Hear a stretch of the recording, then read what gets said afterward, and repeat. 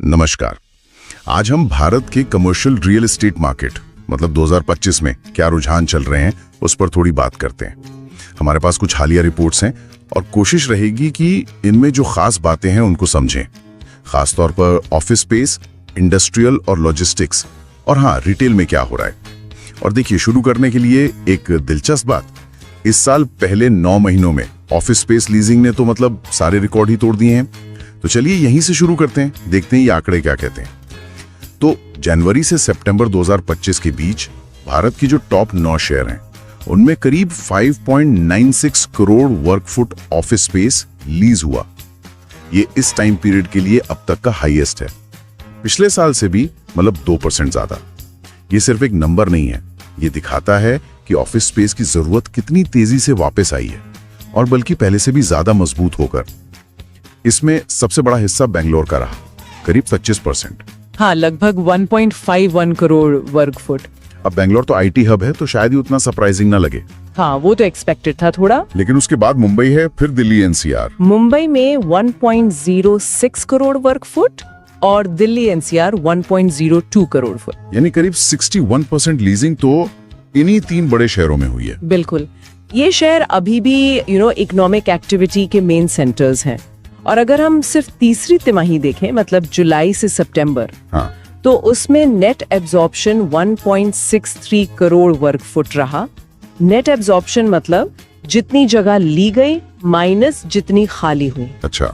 और ये पिछले साल की इसी तिमाही से 35% ज्यादा है। 35%? हाँ, ये दिखाता है कि डिमांड सप्लाई से कहीं तेज भाग रही है। और एक और इंटरेस्टिंग बात, इस डिमांड में करीब 32% हिस्सा ग्लोबल कैपेबिलिटी सेंटर्स यानी जीसीसीज का था। अच्छा, जीसीसीज का? हाँ, ये वो सेंटर्स हैं जो मल्टीनेशनल कंपनियां भारत में खोल रही हैं अपने ग्लोबल ऑपरेशंस, R&D, टेक वगैरह के लिए। मतलब ये बैक ऑफिस से बढ़कर है। हाँ बिल्कुल, ये हाई एंड काम वाले सेंटर्स हैं और इनकी वजह से ऑफिस स्पेस की मांग बहुत बढ़ रही है। भारत का टैलेंट पूल और कॉस्ट एडवांटेज, वो सब फैक्टर्स हैं। ये जीसीसी वाला पॉइंट वाकई बहुत अहम है। और एक और ट्रेंड जो साफ दिख रहा है वो है क्वालिटी की तरफ झुकाव। हाँ, कह रहे हैं कि 80% से ज्यादा जो नई लीजिंग हुई, हाँ 80% से ज्यादा, वो premium grade A+ office space के लिए हुई है। ऐसा क्यों हो रहा है? मतलब कंपनियां अब सिर्फ जगह नहीं देख रही? नहीं, बिल्कुल नहीं। कंपनियां समझ रही हैं कि ऑफिस सिर्फ काम करने की जगह नहीं है, ये टैलेंट को अट्रैक्ट करने, उन्हें बनाए रखने का एक तरीका है। अच्छा। ग्रेड A+ स्पेस मतलब बेहतर लोकेशन, मॉडर्न डिजाइन, अच्छी एमिनिटीज जैसे जिम, फूड कोर्ट, पार्किंग और हाँ sustainability features. Okay, energy efficiency, air quality, ये सब। एग्जैक्टली। एम्प्लॉइज अब इन चीजों को वैल्यू करते हैं और कंपनियां भी अपनी ब्रांड इमेज और ESG गोल्स के लिए ऐसी बिल्डिंग्स चुन रही हैं। और जाहिर है जब अच्छी चीज की मांग बढ़ेगी तो फिर दाम भी। हाँ बिल्कुल। रिपोर्ट में था कि Q3 में मुंबई और हैदराबाद में ऑफिस रेंट साल दर साल 15 से 17% बढ़ गए। हाँ, ये काफी बड़ा जंप है। ये तो बहुत है।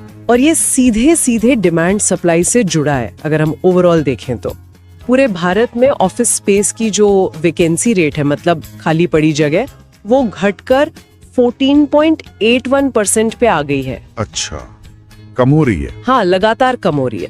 मतलब नई सप्लाई मांग को पूरा नहीं कर पा रही, खासकर प्रीमियम सेगमेंट में।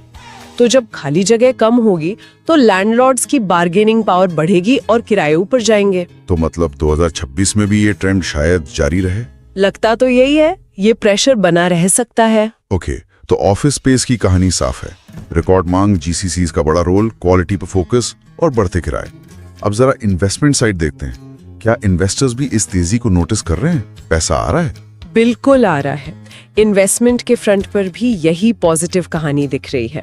2025 की तीसरी तिमाही में ऑफिस रियल एस्टेट में इंस्टीट्यूशनल इन्वेस्टमेंट, मतलब बड़े फंड्स का पैसा, हाँ, pension funds, sovereign wealth funds वगैरह, हाँ, वो पिछले साल की तुलना में 27% बढ़कर $0.8 बिलियन तक पहुंच गया। लगभग 6,600 करोड़ रुपए। हाँ, और ये आंकड़ा इसलिए भी खास है क्योंकि इस तिमाही में भारत के पूरे रियल एस्टेट सेक्टर में जो टोटल इंस्टीट्यूशनल इन्वेस्टमेंट हुआ, जो करीब $4.3 बिलियन था, हाँ, उसका 60% से ज्यादा हिस्सा सिर्फ ऑफिस सेगमेंट में आया। ओ, तो मतलब बड़े इन्वेस्टर्स सबसे ज्यादा भरोसा ऑफिस पर ही दिखा रहे हैं। बिल्कुल, उन्हें यहाँ स्टेबिलिटी और ग्रोथ दोनों दिख रहे हैं। लेकिन क्या ये सिर्फ विदेशी निवेशक हैं या घरेलू पैसा भी आ रहा है?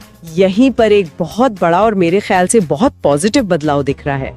पहले विदेशी फंड्स का दबदबा ज्यादा था, लेकिन अब डोमेस्टिक इन्वेस्टर्स की भागीदारी वो जबरदस्त तरीके से बढ़ी है। कितनी? साल दर साल 52% की बढ़ोतरी। 52%, ये तो बहुत ज्यादा है। इसका क्या मतलब समझे? इसका मतलब है कि भारतीय बाजार अब मैच्योर हो रहा है। घरेलू पूंजी जैसे हमारे पेंशन फंड्स, बीमा कंपनियां, फैमिली ऑफिसेज, वो भी अब बड़े पैमाने पर कमर्शियल रियल एस्टेट जैसे एसेट क्लास में इन्वेस्ट करने के लिए तैयार हैं और कर भी रहे हैं। मतलब सिर्फ सरकारी बॉन्ड या इक्विटी तक सीमित नहीं? नहीं, ये दिखाता है कि उन्हें अपने ही बाजार पर, भारत की इकोनॉमी पर गहरा भरोसा है। ये एक स्थायी आत्मविश्वास का संकेत है। ये बहुत पॉजिटिव है। सही बात है। तो मतलब साफ है कि विदेशी और घरेलू दोनों तरह के निवेशक भारत के लॉन्ग टर्म ग्रोथ को लेकर, खासकर कमर्शियल रियल एस्टेट को लेकर काफी बुलिश हैं। हाँ, और ये बढ़ता निवेश मार्केट के लिए और फ्यूल का काम करेगा और अच्छे प्रोजेक्ट्स आएंगे। चलिए, ऑफिस और इन्वेस्टमेंट की ये मजबूत तस्वीर के बाद अब इंडस्ट्रियल और लॉजिस्टिक सेगमेंट को देखते हैं। वहाँ क्या हाल है? वहाँ भी कहानी काफी मिलती जुलती है। मतलब तेज ग्रोथ। 2025 की पहली छमाही यानी जनवरी से जून में इस सेगमेंट में लीजिंग पिछले साल के मुकाबले 23-24% बढ़ी। अच्छा, कितना वो टोटल? करीब 3.07 करोड़ वर्ग फुट।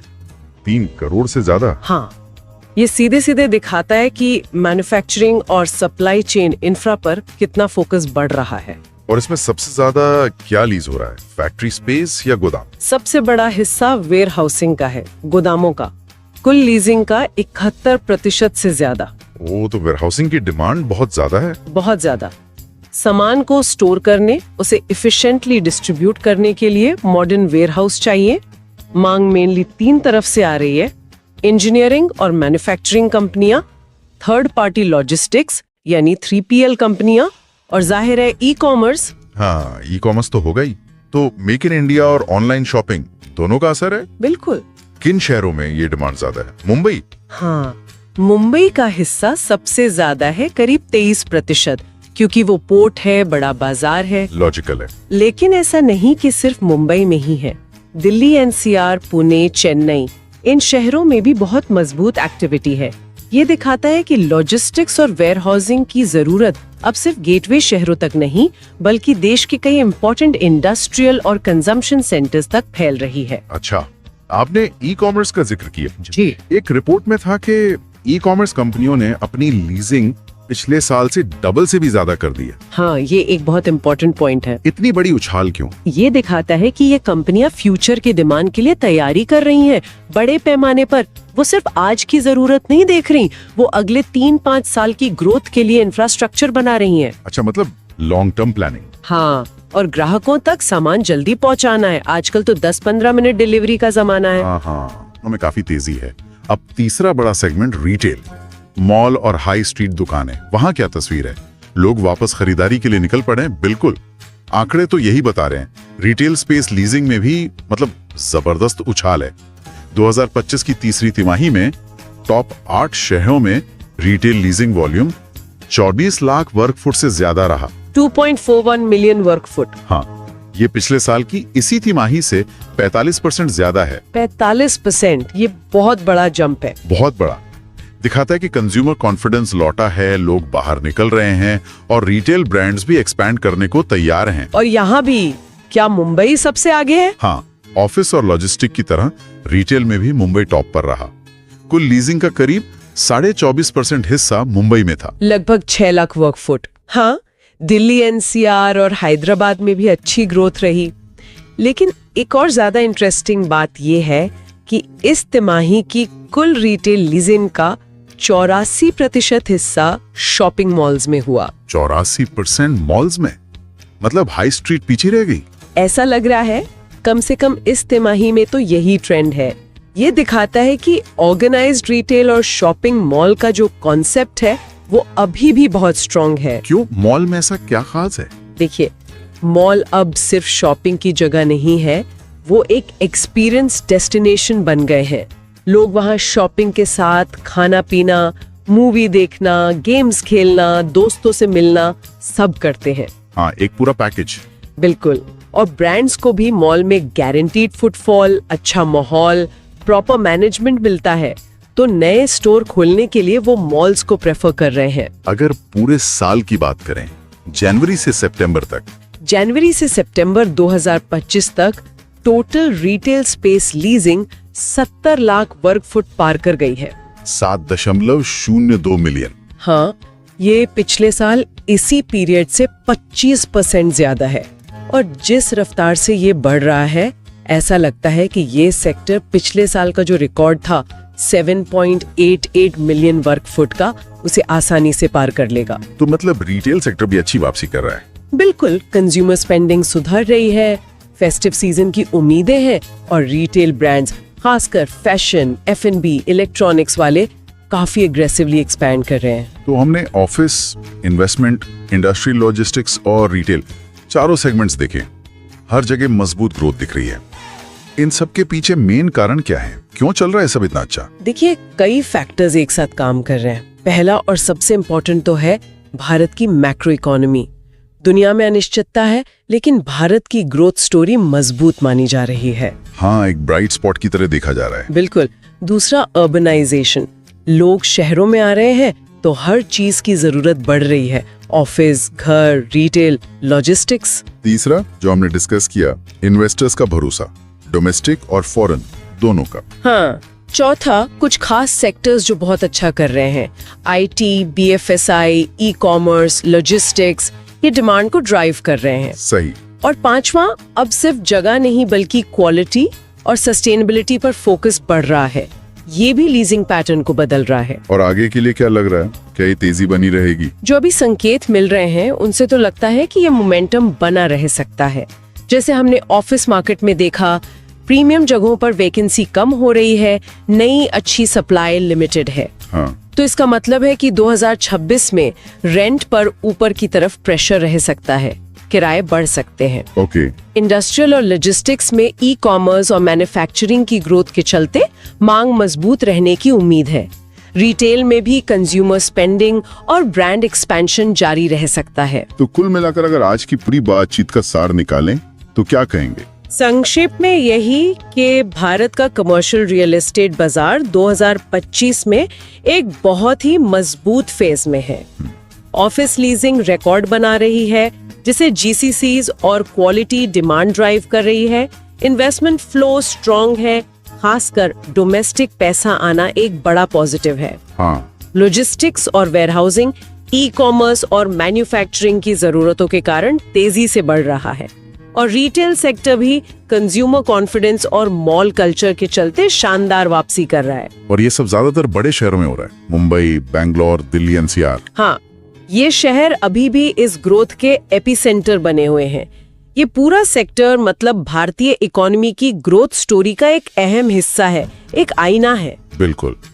तो ये थी भारत के कमर्शियल रियल एस्टेट बाजार 2025 पर हमारी आज की डिटेल्ड बातचीत। हमने देखा कि कैसे हर फ्रंट पर पॉजिटिव ट्रेंड्स दिख रहे हैं। हाँ, ऑफिस लीजिंग नए रिकॉर्ड बना रही है, इन्वेस्टमेंट मजबूत है, लॉजिस्टिक्स फल फूल रहा है और रिटेल की मांग भी आसमान छू रही है। ये सब इकोनॉमी के लिए अच्छे संकेत हैं। रेटेड है, चाहे वो GCCs हों, प्रीमियम ऑफिस हों, बड़े वेयरहाउस हों। हाँ, ये बात सही है। तो सवाल यह है कि क्या ये ट्रेंड आगे बदलेगा? क्या ये GCCs, ये ई-कॉमर्स कंपनियां अपनी ऑफिस और वेयरहाउसिंग जरूरतों के लिए भारत के छोटे शहरों मतलब Tier 2, Tier 3 शहरों का रुख करेंगी? जहां शायद कॉस्ट कम हो, टैलेंट भी अब वहां डेवलप हो रहा है, या फिर ये ग्रोथ इन्हीं बड़े शहरों तक ही सीमित रहेगी जहां इंफ्रास्ट्रक्चर और इकोसिस्टम पहले से मौजूद है? ये एक बहुत इंटरेस्टिंग सवाल है आगे के लिए। हाँ, मतलब अगले 5-10 सालों में कमर्शियल रियल एस्टेट का मैप कैसा दिखेगा और फैलेगा या इन्हीं सेंटर्स में और गहरा होगा, ये सोचना दिलचस्प है।